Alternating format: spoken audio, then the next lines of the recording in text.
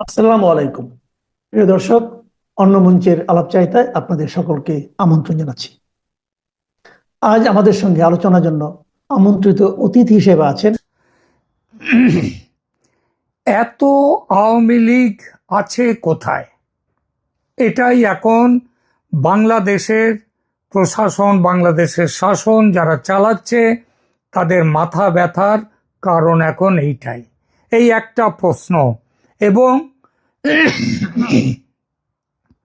এর উত্তর খুঁজে নিয়ে সেই ডেভিল হান্ট শুরু হয়েছিল যেমন, তেমন আবার একটা নতুন জিনিস শুরু হচ্ছে। সেটা হচ্ছে যে এত আওয়ামী লীগ যদি দেশে থাকে, ধরো সবাইকে। কেন বলছি এই কথাটা? দেখুন, আমাদের এখানে নয়, বাংলাদেশের বিভিন্ন সোশ্যাল মিডিয়াতে যেসব সংবাদ উঠে এসেছে তাদের ছবি সমেত, তাদের দুই একটার হেডলাইন একটু পড়ছি আপনাদের। যেমন ধরুন, এই যে ছবিটা দিয়ে এখানে দেয়া রয়েছে, একদম প্রথমে কি লেখা আছে?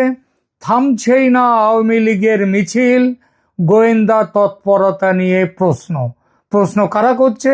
এই সরকারে যারা বর্তমান সরকারে আছে তাদের কাছে এই প্রশ্নটা আছে।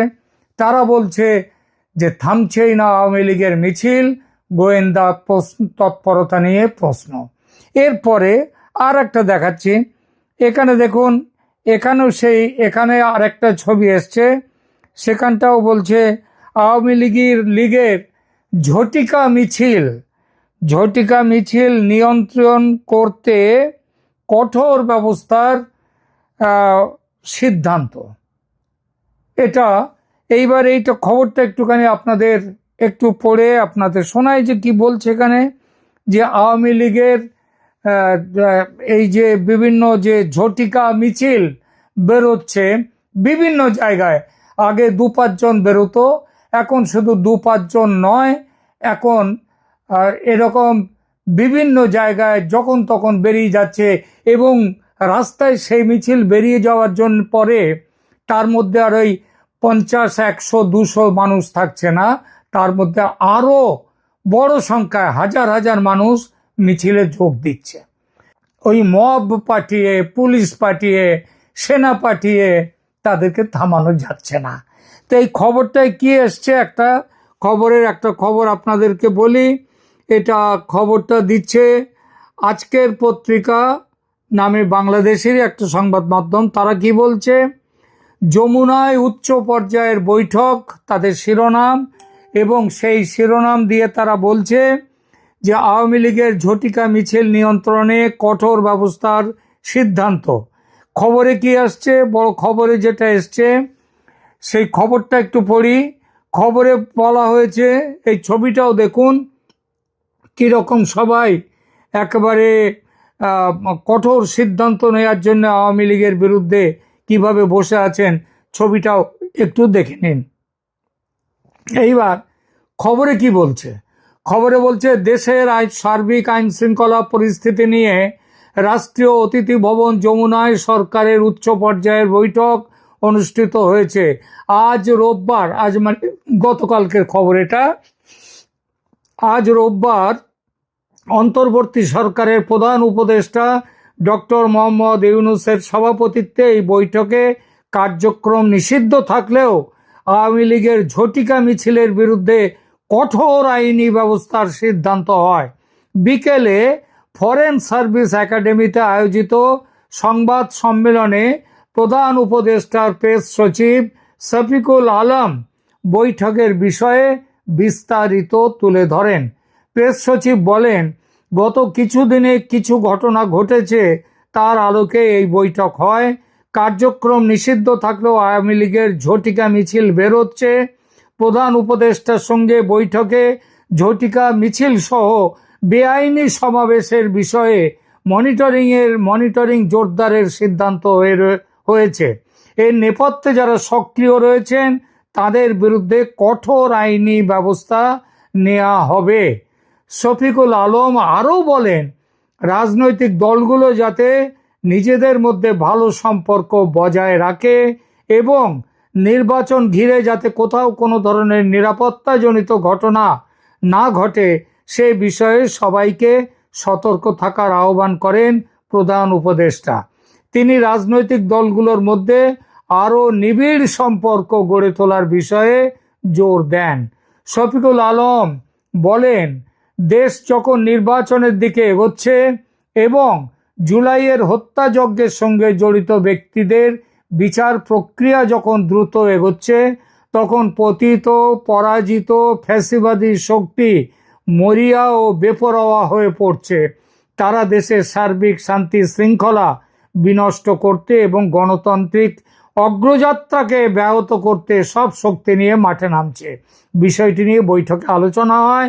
এটা এখন আইন শৃঙ্খলা পরিস্থিতি নয়, জাতীয় নিরাপত্তা ইস্যু হয়ে দাঁড়িয়েছে। এই বিষয়টা নিয়ে দু চার কথা এখানে বলি। সেটা হচ্ছে সার্বিক শান্তি শৃঙ্খলা বিনষ্ট করতে।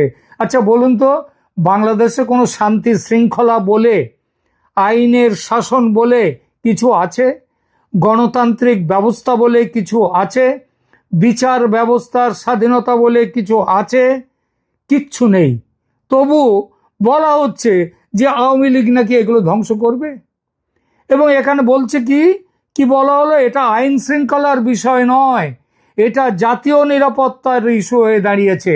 এর থেকে একটা জিনিস প্রমাণ হচ্ছে যে এই সরকার ভয় পেয়ে গেছে। আর আওয়ামী লীগ ওই ২-৫টা ঝটিকা মিছিল এখানে ওখানে বার করা তা নয়, সেটা শয়ে শয়ে ঝটিকা মিছিল সারা দেশ জুড়ে বেরোচ্ছে।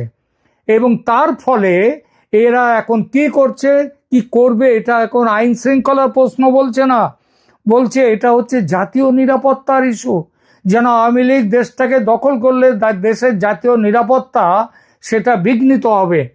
প্রেস সচিব বলেন, আবার খবরে আসি, প্রেস সচিব বলেন ক্রমাগতভাবে নিরাপত্তা পরিস্থিতি মনিটর করার জন্য নিরাপত্তা বাহিনীর মধ্যে সমন্বয় বাড়ানোর কথা বলা হয়েছে এবং যে কোনো পরিস্থিতি মোকাবিলায় প্রশাসনকে আগাম প্রস্তুতি রাখতে হবে।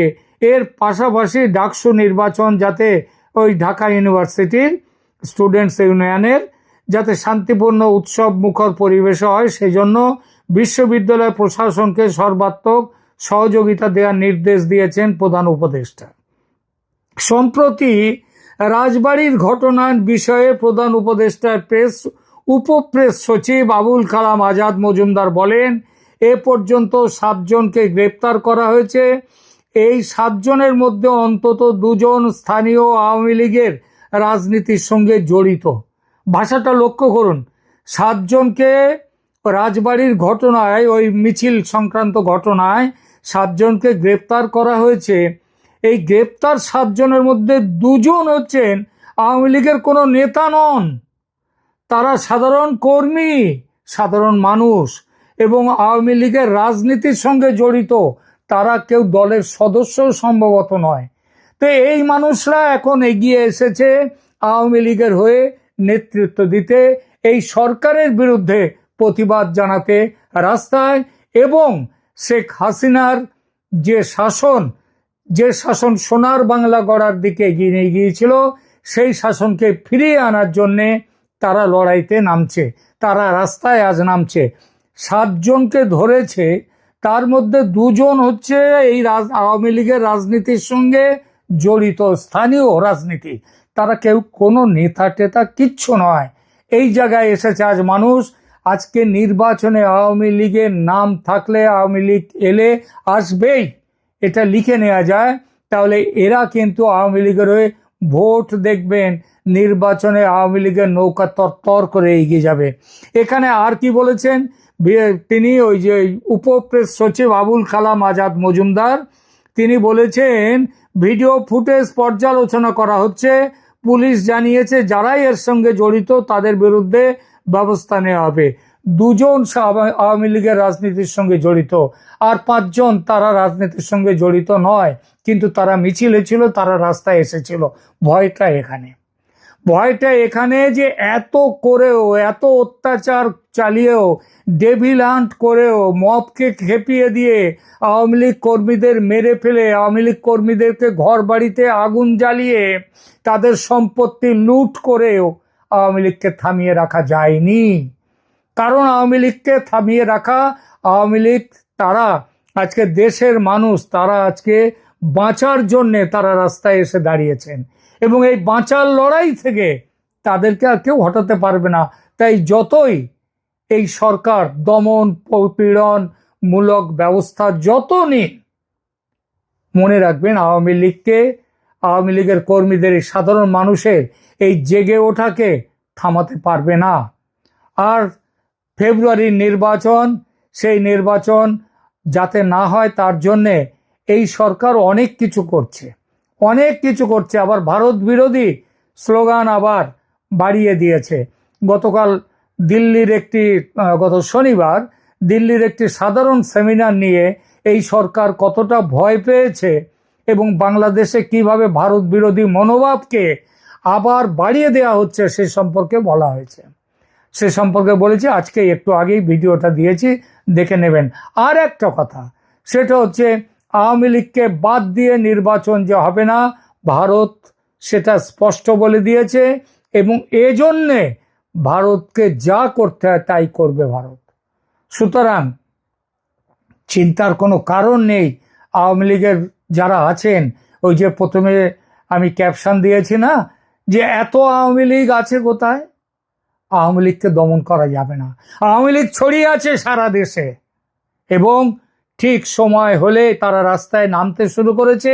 আর খুব বেশি দেরি নেই যে শেখ হাসিনা দেশে ফিরবেন, এবং গণজোয়ারে সারা দেশ ভাসতে থাকবে। দেখবেন, খেয়াল রাখবেন। এখনকার মতো এখানেই রাখছি। ভালো থাকবেন, ধন্যবাদ।